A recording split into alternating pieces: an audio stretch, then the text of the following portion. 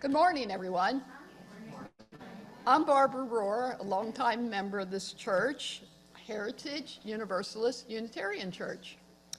I will be your worship associate this morning. Welcome to all of you who are here, and welcome to those of you visiting us via Zoom or watching us in some future day.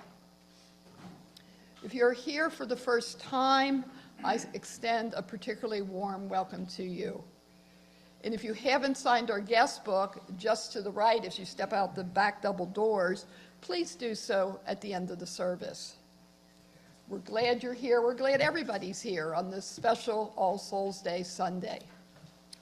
Susan Conley is our official board greeter. Susan, hopefully you already met her when you came in, but if you didn't, she is available to speak to you after the service and can give you a tour of the church or answer any questions you may have.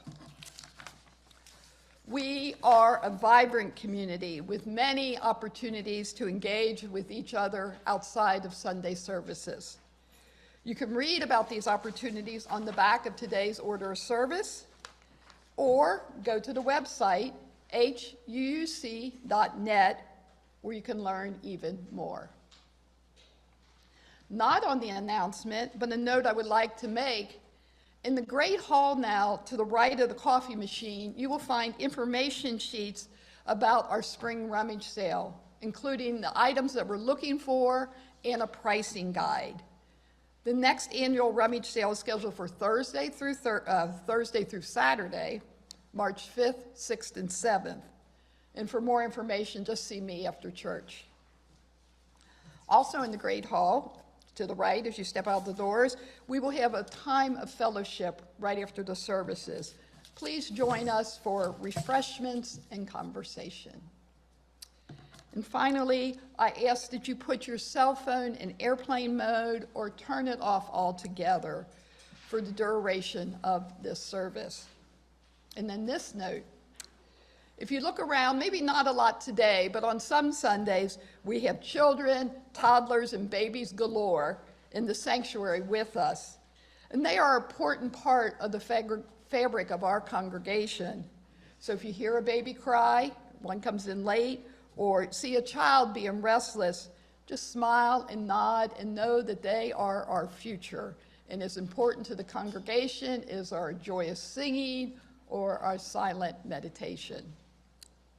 Now, before we call Reverend Bill to call us to worship, I want to invite Rebecca Pace up for a special announcement from the board.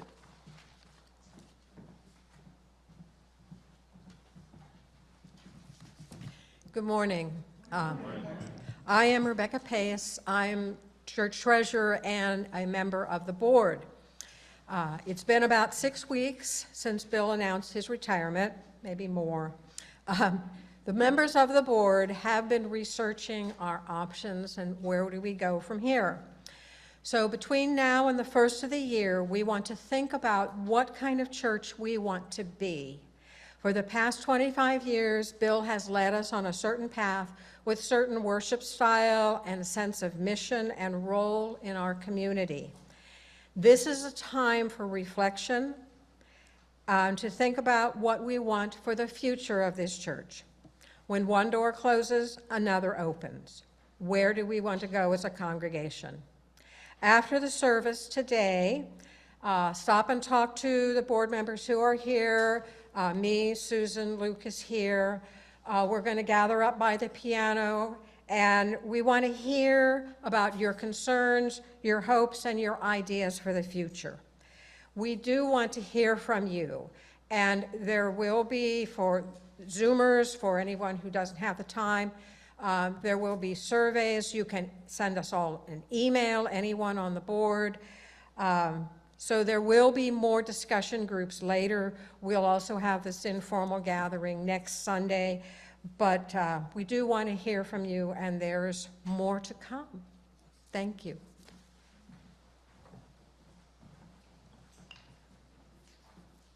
This morning's call to worship is adapted from words by Kathleen McTeague. Here in this sanctuary and here on this Sabbath, this holy day, We come to turn our busy minds toward silence. We come to turn our overflowing hearts toward one another, to move together into the mystery, to wonder at the bright beauty of birth and at the shadowed questions of death.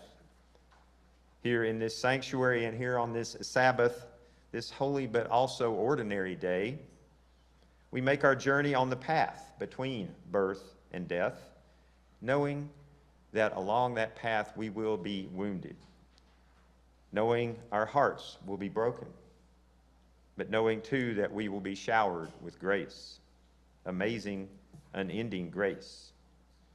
Even in our times of sorrow, here in this place, here in our broken hearts, may we find ourselves and our lives to be held in love, cradled in a sacred power we can never fully understand, for we are connected, even as the strands of a web.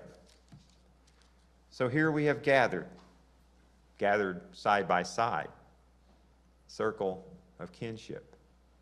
Come and step inside. Step into a human community that cuts across all time and space, the community of the mortal, of the living, of the loving. Here may our paths be illuminated by the flame of a chalice, the flicker of a candle, the lamp of open hearts, the light of the universe, made manifest in all those who journey and have journeyed with us. On this day of solemn silence and joyful celebration, and in this sanctuary of music and singing, prayer and memory, let us be at home. Let us be as one. Come, let us worship together.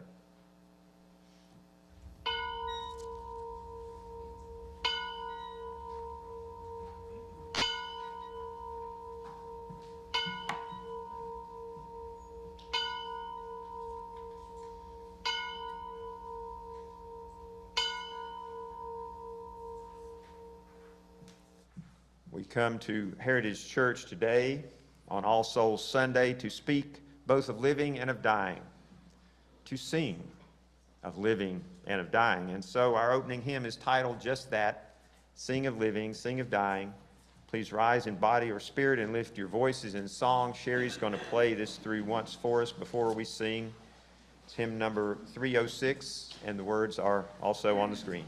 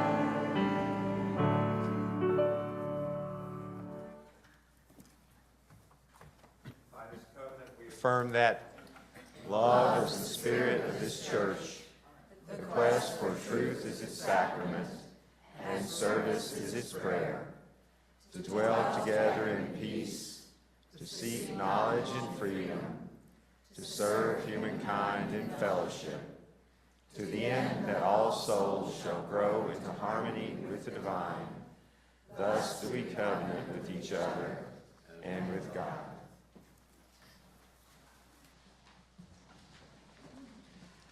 Good morning, all. I am Lacey Adams, the Director of Lifespan Faith Development here at Heritage. And our Time for All Ages today is an attempt to answer a question that I've been pondering. Ready for the question? Why is it that we have Halloween so close to All Souls Sunday? Anyone else wonder about this? No? Okay. Maybe you aren't curious, or maybe you just have the answer. And the secondary question is, what does any of this have to do with, like, pumpkins and candy? What? Okay, so the first answer to this is to say, we don't exactly know. History is a hard thing to really know completely, because, you know, unless we're like Doctor Who, we weren't all there.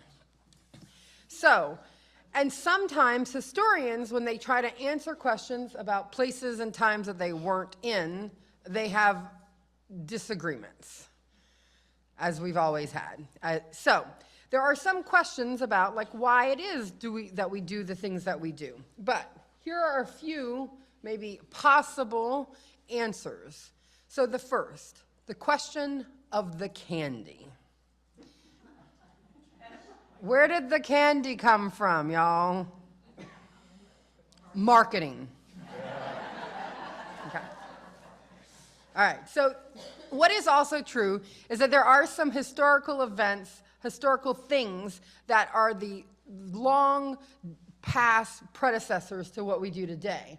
But what's also true is sometime around the 1950s, candy distributors and marketers realized that this was a fine opportunity to sell more candy, and Halloween now is actually one of the biggest events for candy sales ever.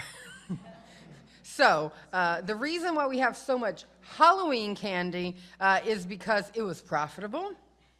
But the tradition started a long time ago, and in many ways we can thank the Irish for many of the traditions that we have, or the Celts for many of the traditions that we have around this time of the year, and the Catholic Church. So it used to be that the ancient Druids celebrated Samhain, and the belief around Samhain is that it was a time in which like your past, your recently or somewhat past relatives might find their way, stagger into your home around this time of year.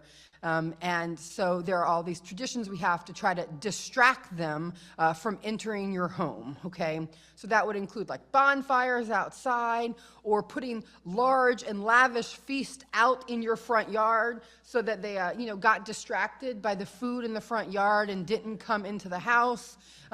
It's also why there are sometimes masks and costumes, the belief that like maybe if you were in a costume in the house and your deceased family member, spirit of the deceased family member wandered past the buffet and into the house, they wouldn't stay too long because they weren't really sure who was there, so they would exit the house. So all of these things are ways of distracting wayward spirits. Now, somewhere along the way, some centuries later, the Catholic Church finds their way into these parts of the world, and we're like, oh, we can't do this. Let's put a holiday there and call it a Catholic feast day. No, it's lots of things happen this way, right? So like, oh, you're going to do it anyway, so let's just make it sacred. And that's how we end with All Souls Sundays or All Souls experiences. So it's like, well, if we're going to do it anyway, we're gonna be in charge of it. That was done. So Samhain is generally celebrated on November 1st. And so why October 31st is Halloween, is like the eve of All Hallows Day. So that's how we get Halloween and these sacred rituals. And then the candy is a way of, like, you know, is the marketing version of the buffet in the front yard. The other thing I think that is worth noting, in addition to these funny parts of the tales, is somewhere along the way, not quite the 1950s, but after the 6th century, you have various places deciding to take up the task of confusing the spirits. And that's where we kind of get trick-or-treating from. It used to be particularly in Britain and those parts, a tradition of sort of hiring folks to come around and be in disguise and kind of like do funny things in your front yard and then offer prayers for the dead.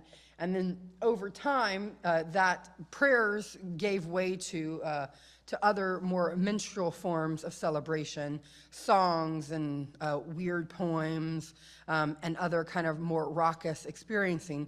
And those are what we think the precursors to Halloween. So, how is it that we end up with this very sacred experience next to tons of frivolity? That's how we do it. And how is it that now our costumes include everything from ghouls and goblins and witches to superheroes? Return to my comments about the marketing.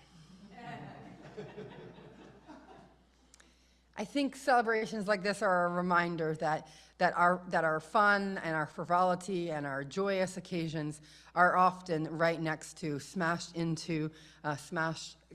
together with moments of sacredness. It might not have been intentional, but these contemporary experiences remind us that so many of our joys and sorrows, the hard things and the fun things, that they live right up next to each other. And so as we celebrate also Sunday today and look to Halloween, remember that the things that bring us sorrow, things that might weigh on us, and the things that give us joy and resilience, they are like two sides of a coin. They live together, and that offers us the potential for both fun and experiences of sacredness all together. All right, so for our young people who are amongst us today, we are going to be doing our own exploration of transformation and death outside. And so we are going to leave through the Great Hall and go into the backyard. You might see us in the backyard. We have lots of, the outside offers us lots of opportunities to learn about death, decay, and transformation. We're going to do that today. And we're going to leave while singing, "We Will Keep a Place for You."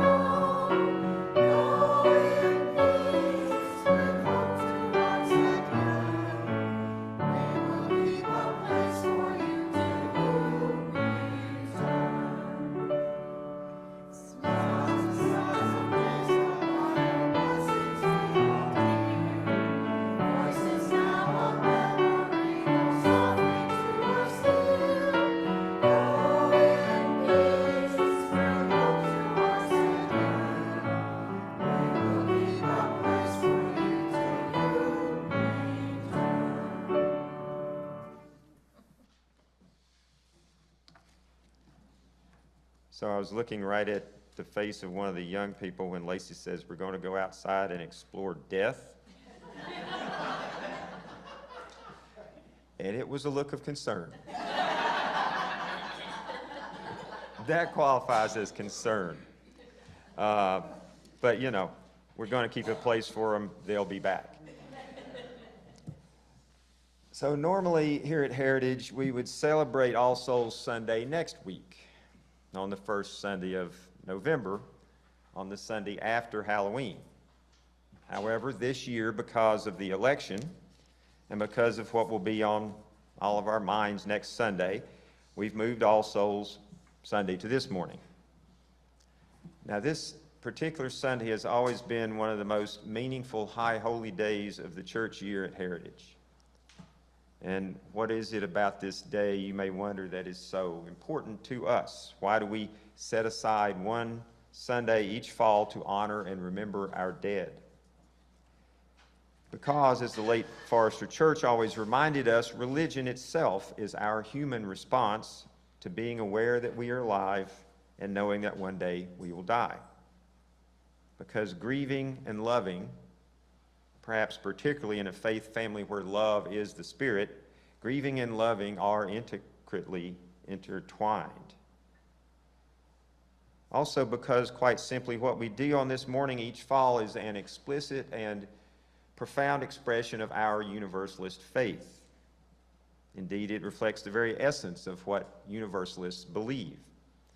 For we believe that all souls are equal. All souls have inherent worth and dignity.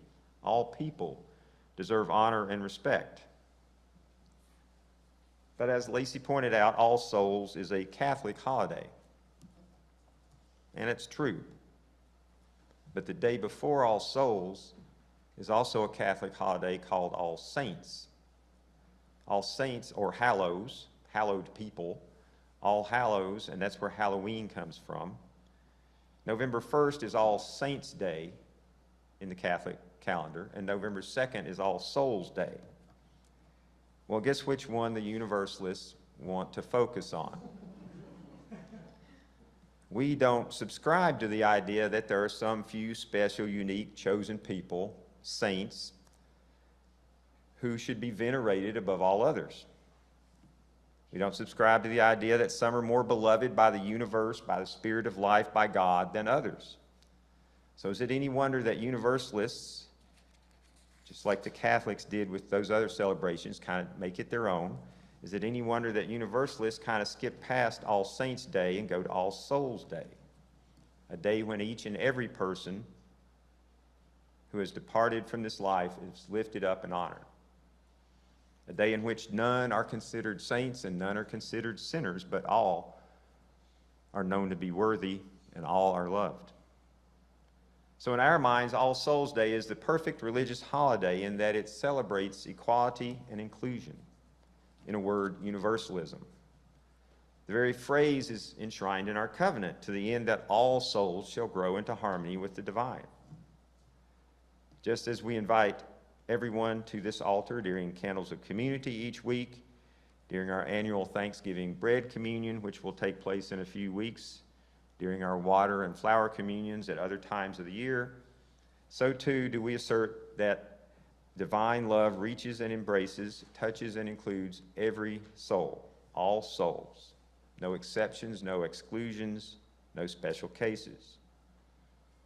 And it is the human urge to memorialize our dead that brings us to this sacred day, year after year.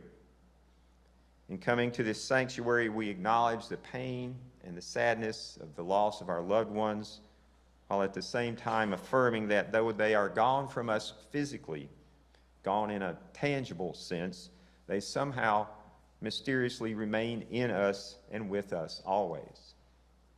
This morning, let us give thanks for that amazing grace. Please join me now in a time of prayer, followed by silent reflection. Spirit of life, God of love and of compassion, as we know and experience loss, so too do we know and experience the profound connection that binds us all to one another, to our departed loved ones, and to you.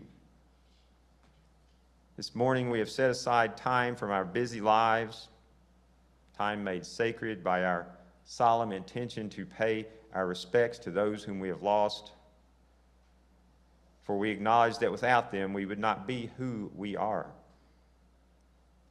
May this hour of worship and these rituals of remembrance strengthen those tender, invisible strands that form the interdependent web in which we each have our time, our own precious, limited time to shine, our time to sing, our time to dance in the great swirling dance of life that we are blessed to take part in. And may we always live in such a way as to honor those who have gone before. May we always live in such a way that we can dwell together in peace with those who are with us now.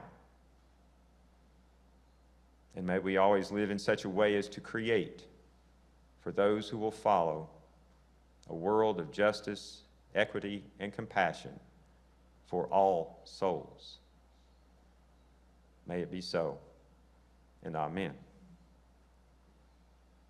Let us continue now in shared silence with our own private prayers.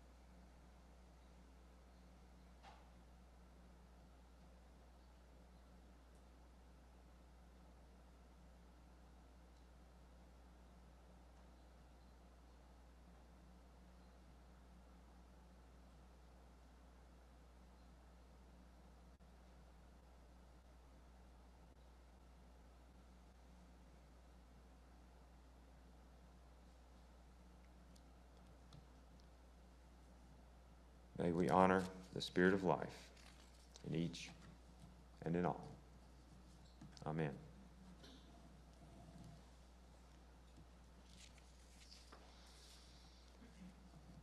Before our choir sings an original piece arranged for them by our own Bruce Bowden,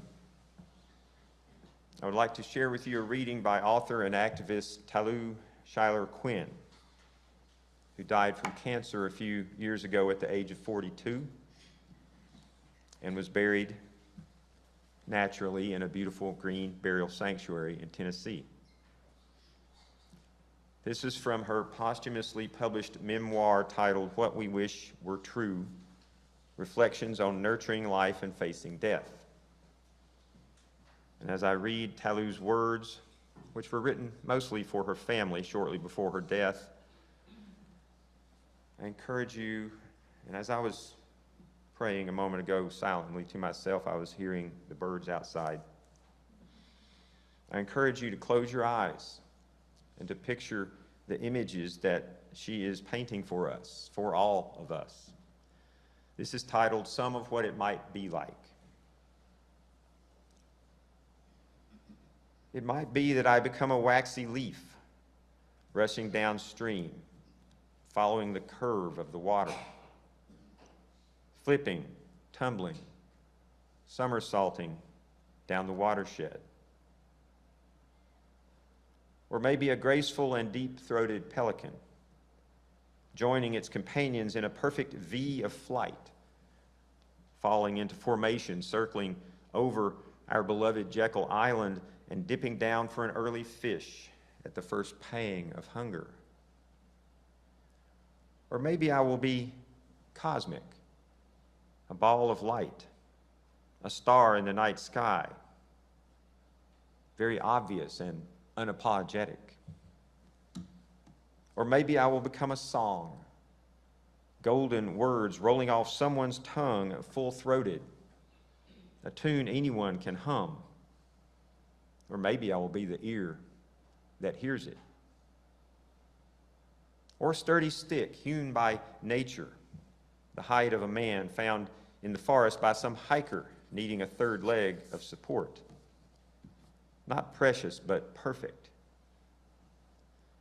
or some tenacious perennial herb, comfrey maybe, driving its deep taproot into the soil and devoting my energy to making a flush of new dark leaves and purple blossoms, medicine for the earth. Or I could be a crop of corn, an old heirloom maize that has been saved and planted for centuries by all my relations, dense nutrition for an entire community, and there's always enough. Or a box turtle, lounging on a log to get as much of that hot sun as possible, patient to get my fill of the heat and content to go slow, content only with what I need and nothing more. Or a feathery asparagus patch, spears pushing up stronger and thicker year after year, outrageous green beauty bringing order beneath chaos. Or maybe I will be the forest floor itself, sweet, damp, constantly renewing itself through death and decomposition. May we become all of this and more.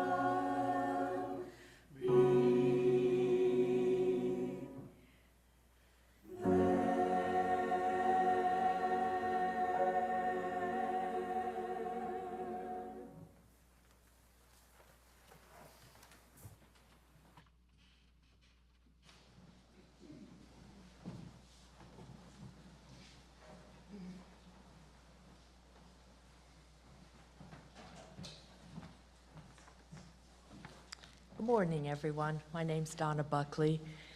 First of all, if we have any visitors or anyone who doesn't know, I want you to know that we do not keep our weekly offering here in-house. We donate it or give it every week to a nonprofit that shares our values and our vision. This morning, we're donating our offering to Heritage Acres Memorial Sanctuary. Many of you know what that is. It is a natural green burial nature sanctuary that actually had its birth here in our congregation.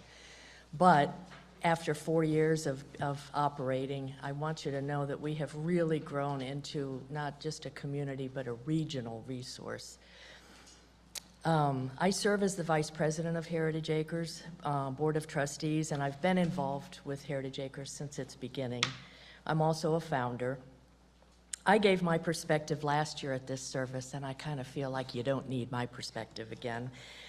So today we asked, Karen Rush is offering her perspective, but unfortunately she couldn't be here.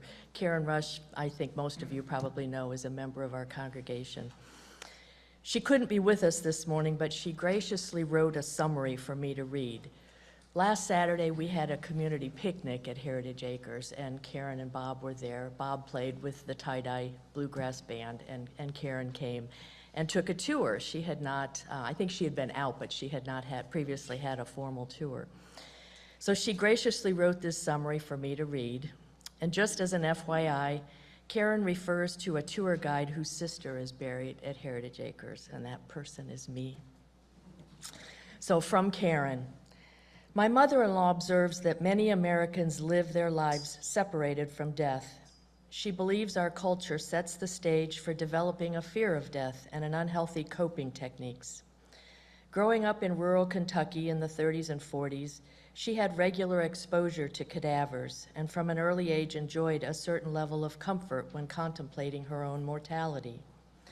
Last weekend, I toured Heritage Acres Memorial Sanctuary, located in Clermont County, 10 miles from here. I had been there years before, around the time the founders purchased the land. It appeared to be a typical rural setting of 40 acres with a worn barn and a silo. Now, years later, Heritage Acres boasts an attractive sign, a parking lot, and a gravel road looping deeply into the space. For the tour, we used a golf cart. Our first stop was a display of gravestones from the 1800s, all from one family. Staff and volunteers found these old stones stacked somewhere on the property. They cleaned the stones and arranged them with a reverence in a lovely setting. I found it meaningful that long ago, former residents set a burial precedent for this land. Moving on, we encountered mounds, small but similar to ancient Native American earthworks common in this part of Ohio. I've explored many mound sites in Cincinnati, Chillicothe, Newark, and Peebles, and for me, these mounds of my own time were connected to their long tradition. But unlike these ancient mounds, these modern ones had names attached, names I knew. As the tour progressed, they kept coming, one after the other, some with green burial plots and others with cremation plots. We visited Connie and Gretchen, Peg and Sam and Chet, each one evoking images in my mind, stirring up memories and renewing feelings of loss. At the same time, I felt a certain solace in knowing that they were all near each other. During the tour, a guide mentioned that we were passing her sister's resting place. She spoke casually without a trace of the usual sadness and regret. I came to realize that the people of Heritage Acres live their lives alongside those who are buried there. The living hike the trails, picnic with loved ones in the woods, rest, meditate, and gather. Heritage Acres features sacred spaces for all these activities. Each space has a name and a placard, Creek Trail, Paw Paw Ridge, and Nobis Corner, which honors previous owners who, by the way, have chosen Heritage Acres as their final resting place. The project is ongoing in the meadow. They are building a meditation walkway inspired by the yin-yang sign. Though the worksite is still raw, you can witness vision blending with nature and the dedication of staff and volunteers. The day after my tour, I felt a compulsion to return. Be warned, Heritage Acres seeps into your heart and mind. The place is living proof of what my mother-in-law already knew was possible. We can choose to embrace all stages of life, including death. I ask you now to support the practice of natural burial and give generously to this beloved nonprofit memorial sanctuary.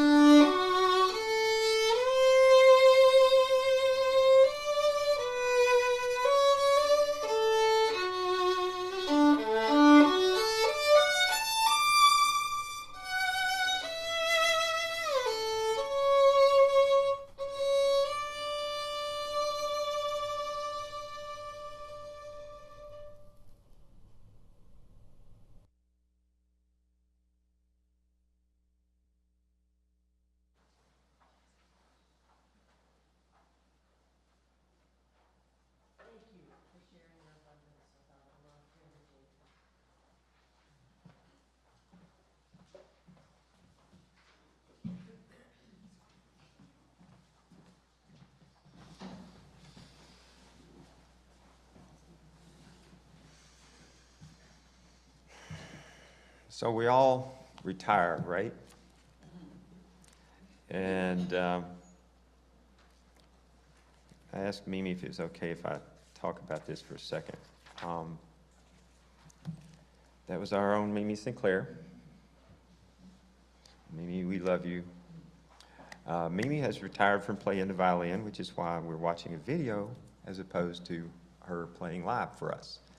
So like I said, we all retire, and that is part of this journey as well. So in that space and in that experience, we need each other. So I now invite you to read responsively with me the words of George Odell. It's number 468 in your hymnal if you're so inclined. Also on the wall here. I begin and you respond. We alternate sections, minister and congregation. It's like a little song in and of itself. Number 468, we need one another. We need one another when we mourn and would be comforted. We need one another when we are in trouble and afraid. We need one another when we are in despair, in temptation, and need to be recalled to our best selves again. We need one another when we accomplish some great purpose and cannot do it alone. We need one another in the hour of our success, when we look for someone to share our triumphs. We need one another in the hour of defeat, when with encouragement we might endure and stand again. We need one another when we come to die and would have gentle hands prepare us for the journey. All our lives we are in need, and others are in need of us. Indeed. Indeed.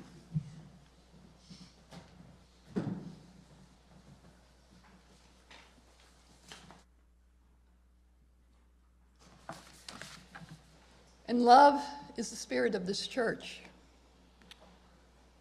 With this one statement, our covenant reveals what's most important to us. We hold love as our primary focus in everything we do. And that mindset, or rather heart set, it's as natural as breathing for us to be a loving community that cheers each other on when we reach big dreams, holds one another in love during our losses and sorrows, and celebrates our joys with zest. We formalize this exchange in Candles of Community.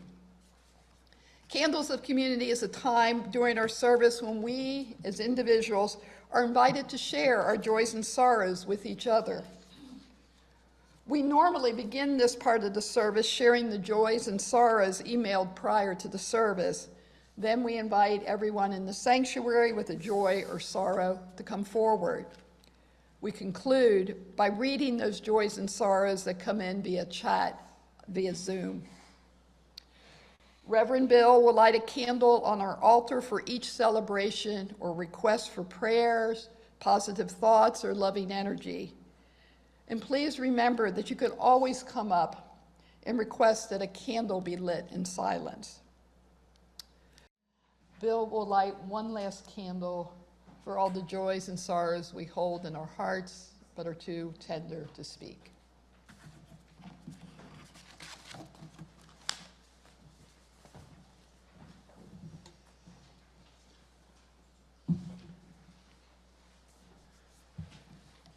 So let's sing together once more a hymn that is sung at many a memorial service, hymn number 163, For the Earth Forever Turning. Please rise as one in body or spirit.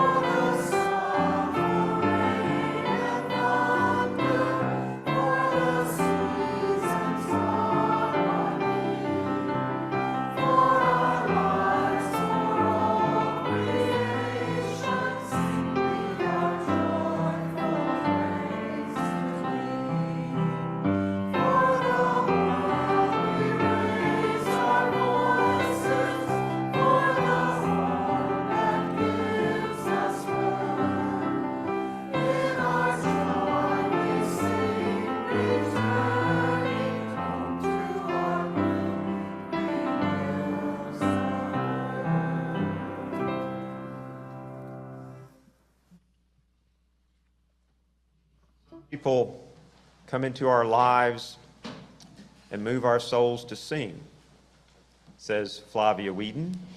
They move our spirits to dance. Some people come into our lives and make the sky more beautiful to gaze upon. They come into our lives, leave imprints on our hearts, and we are never the same. This morning, this All Souls Sunday, we offer our gratitude for those people. We pay our respects to them, and we remember, we call once again into our hearts the love that they have shown us, the love that we have known. Today we acknowledge our own place in the great circle of life and death as we honor and memorialize those souls who have gone ahead.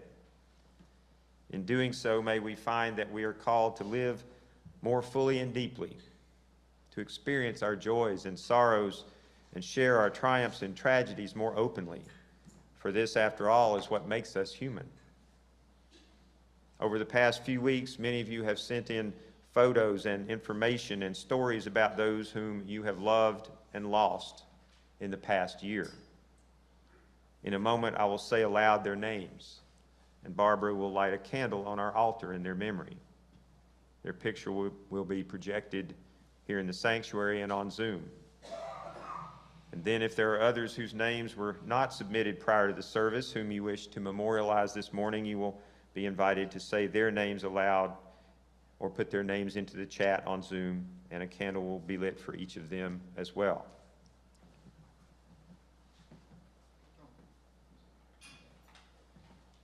If there are others, well, here now are the loved ones who in the past year have completed their life's journey, who have gone on ahead of us, moving deeper into that great mystery which we do not fully understand, but which awaits us all.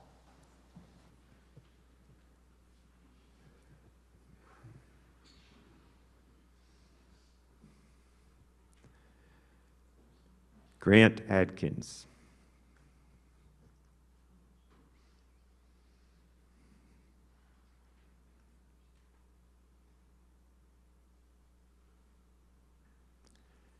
Helen Armstrong.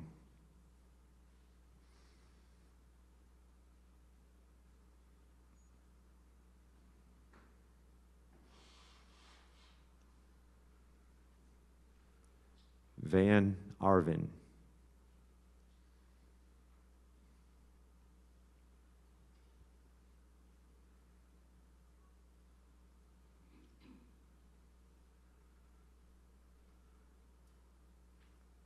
Pat Burning.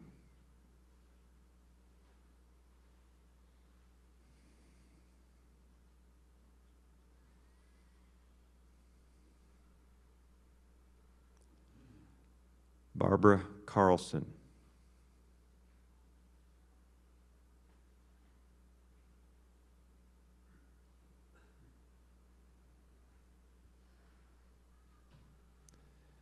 Bill Cordray.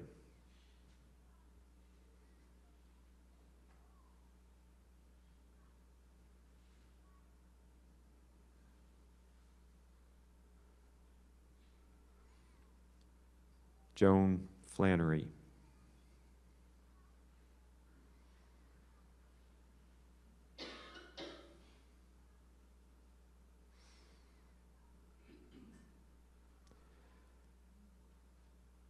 Vicki Frymouth.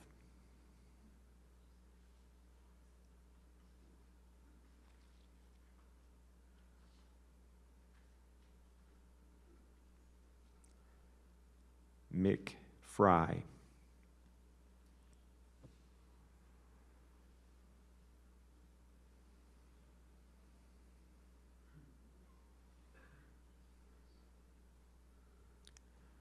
John Glenn.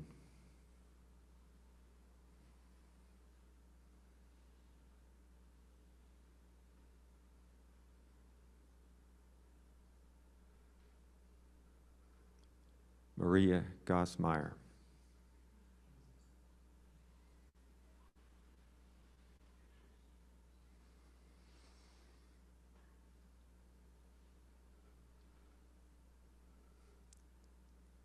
Jerry Hogan.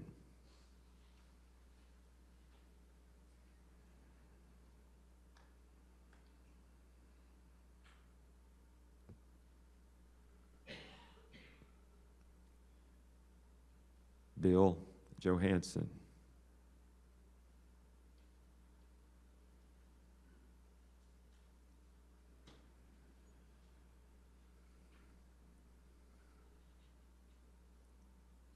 Ed Keener.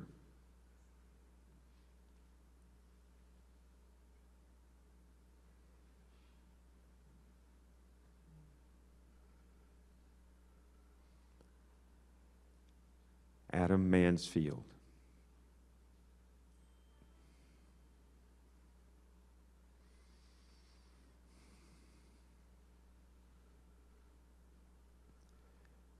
Jim McCormick.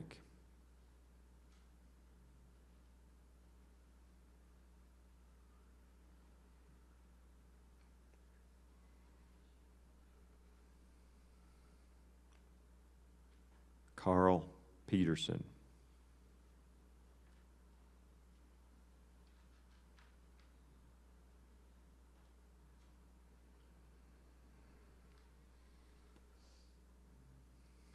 Dawson Smith.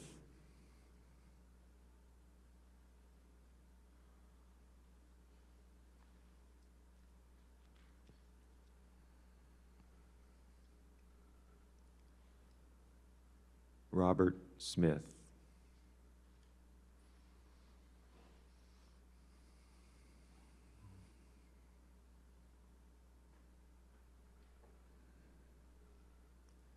Gene Stelmack.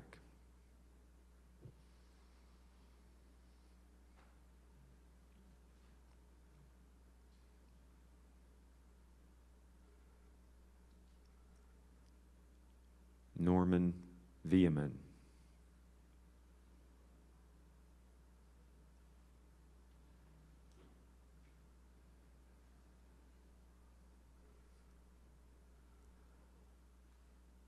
Lisa Weisner.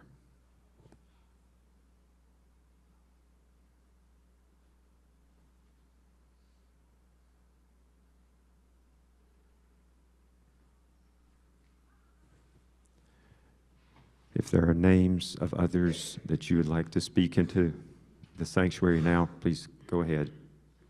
Stacy Jarman.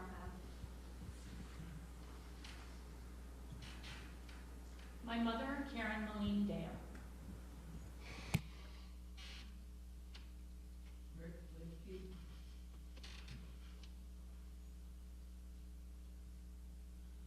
Mike Quackenbush. Marianne Forrest Farmer.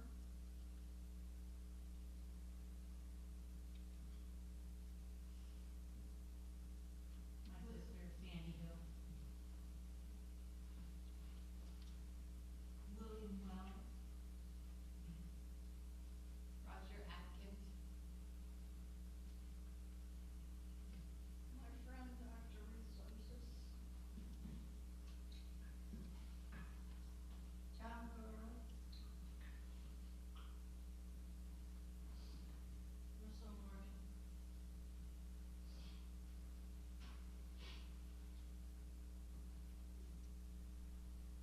My sister's partner, Ted Holman.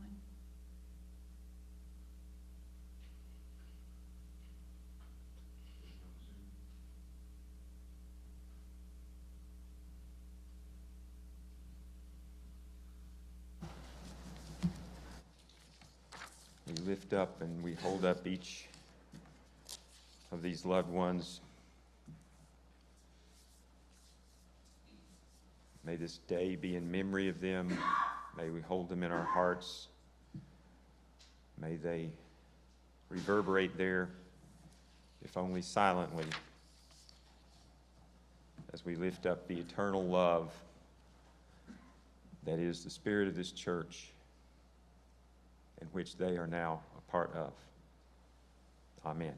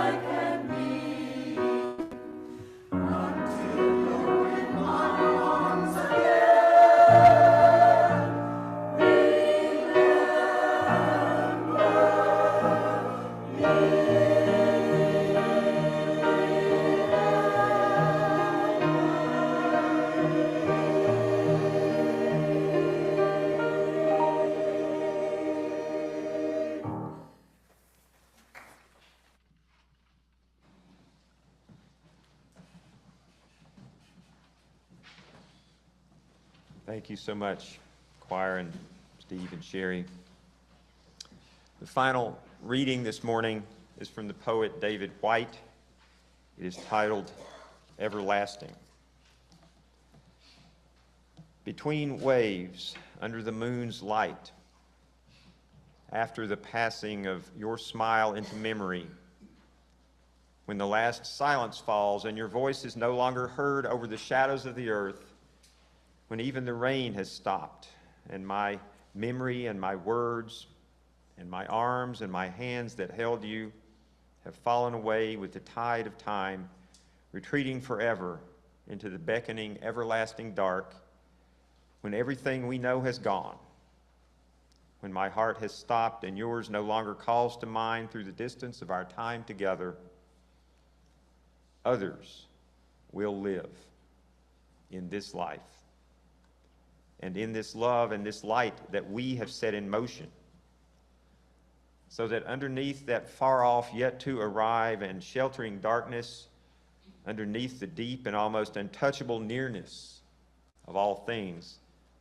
underneath the breath of our words joining together for this privileged time of times, they will see in the distant pinprick stars the returning light of the dawn that we made together, just as now we live in the light and the love of those who came before us and who helped us to see and celebrate and recognize ourselves, who brought us here and whose light we now pass on, so that even at the end of time, even in what looks like silence, even in the quiet sense of disappearance, even in the far distance of times beyond our present understanding, we will be known, we will be remembered in the way that others still live and live on in our love.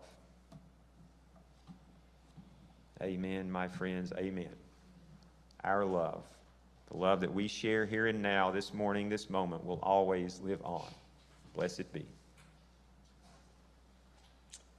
And now, as we prepare to leave this sanctuary and return to the world, to live the lives and the moments that are given to us, let us sing with glad hearts and hopeful spirits. Rise as one, as you're able. Sing together our closing hymn, Life Calls Us On.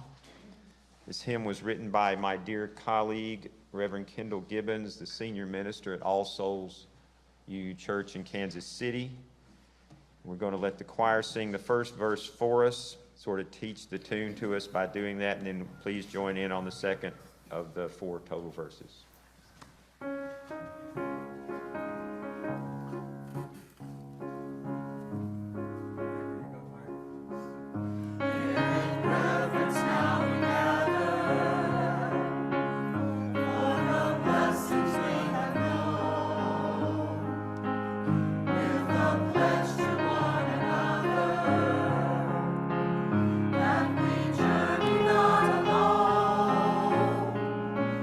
Joy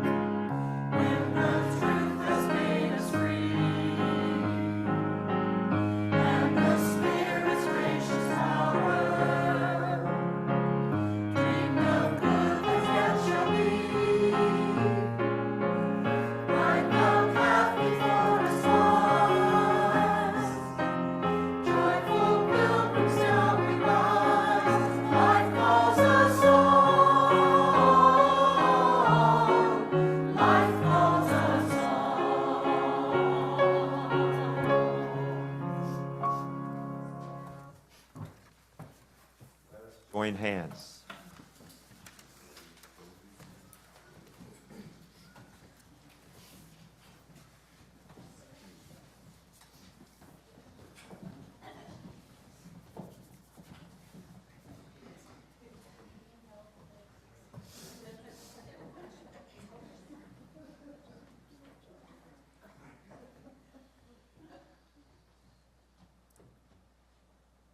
May the Spirit of life, that each of us possesses, flow from one to the other. May it stay with us. And bring us peace and harmony. Until we meet again. Amen.